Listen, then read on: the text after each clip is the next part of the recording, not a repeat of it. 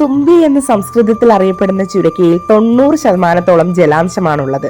വെള്ളരി, മത്തങ്ങ, തണ്ണിമത്തൻ തുടങ്ങിയ പച്ചക്കറികൾ ഉൾക്കൊള്ളുന്ന സസ്യവർഗമായ കുക്കൂർബിറ്റേസി കുടുംബത്തിലെ പ്രധാന അംഗമാണ് ചുരക്ക. മിക്കവാറും ഇതെല്ലാം തന്നെ ഏകവർഷ ചെടികളായതുകൊണ്ട് എല്ലാ കാലാവസ്ഥയിലും ഇവ പിടിച്ചു നിൽക്കുകയും ചെയ്യും.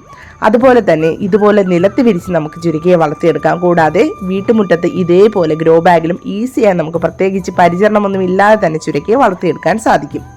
വളരെ നല്ലൊരു പച്ചക്കറിയാണ് കേട്ടോ ചുരയ്ക്ക. നാരുകളും വെള്ളവും ധാരാളമായി അടങ്ങിയിരിക്കുന്നത് കൊണ്ട് തന്നെ തടി കുറയ്ക്കുവാനും മറ്റുമായി ആളുകൾ ധാരാളമായി ഇത് ഉപയോഗിച്ചു പോരുന്നു.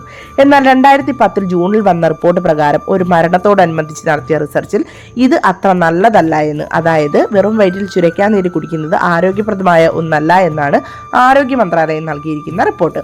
ഇതുപോലെ ഉണങ്ങിയ ചുരക്കയിൽ നിന്നും വിത്തുകൾ വേർതിരിച്ച് ഒരു കുഴിയിൽ 3-4 എണ്ണമായിട്ടിട്ട് ഏത് കാലാവസ്ഥയിൽ നമുക്ക് ഈസിയായി ചുരയ്ക്ക ഉണ്ടാക്കിയെടുക്കാം കേട്ടോ.